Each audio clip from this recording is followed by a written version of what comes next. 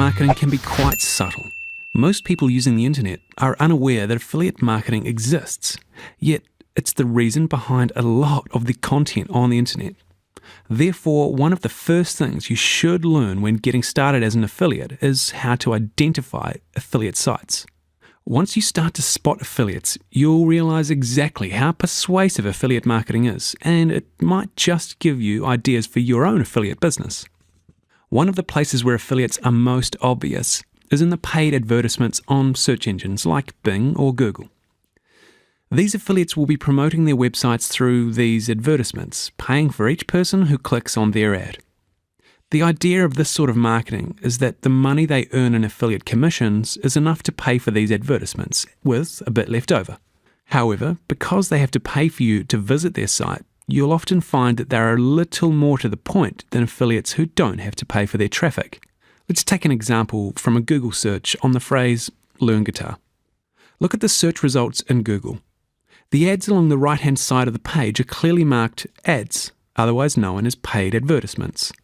Depending on what you search for, you might see ads in this list that have been placed by merchants themselves rather than affiliates. However, in this particular example, it would appear that most of these ads have been placed by affiliates. Telltale signs that an ad has been placed by an affiliate include any mention of reviews. There's always the favoured affiliate catchphrase, "Don't buy anything until you've read these reviews." These are very obvious affiliate ads. Another favourite affiliate hook is the mention of a scam. For example, guitar lesson scams. Nobody likes to be scammed and everyone loves a scandal. So a lot of advertisements use this scam hook to get people clicking. Let's take a look at this ad in action. To take your own look, you could go to smartguyreviews.com/guitar.html.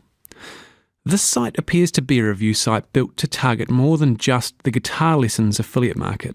However, let's take a look at just the guitar lessons page.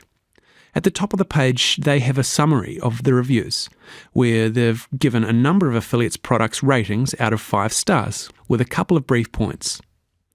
If the visitor clicks on this link, they'll be taken to the merchant site through the affiliate's affiliate link. These brief reviews at the top are a good way to grab people who are just looking for products to research and don't want to spend time reading reviews.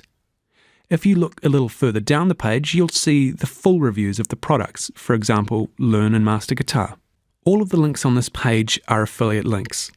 An affiliate link is a link that generally places a cookie in the visitor's browser to say to merchants, "This visitor, X, came from affiliate Y's link." This helps the website track affiliate sales and means that if the visitor comes back to buy at a later date, the affiliate will still earn a commission. Affiliate links don't harm the visitor in any way. The visitor doesn't end up paying any more for the product than if they bought directly from the merchant. In fact, the affiliate actually helps the visitor to find a product they were looking for. Now let's have a look at an example of affiliates showing up in natural search results. Not all affiliates choose to promote their website through paid advertisements. A lot of affiliates rely on traffic that comes from normal search results in the search engines. We call these search results organic search results or natural search listings. You'll hear people talking about SERPs, which is short for Search Engine Results Pages. For those of you who are new to these terms, the difference between natural search results and paid search results. With the natural search results, your listing is free, but you have a lot less control over how and where your website appears. The natural search listings are the sites that the search engines deem to be the most relevant to the particular search term, ranked in order of relevance. The problem for webmasters is that we never really know what the search engines are thinking. All we can do is guess and try and make our websites look as relevant as possible. This gives rise to a whole area of internet marketing called search engine optimization, which we cover in other parts of Affiliarama. But for now, let's just take a look at affiliate sites that seem to be doing well in the SERPs for the term dog obedience. It can be a little more difficult to spot affiliates in the natural search results because they tend to be a little more subtle than the paid search results.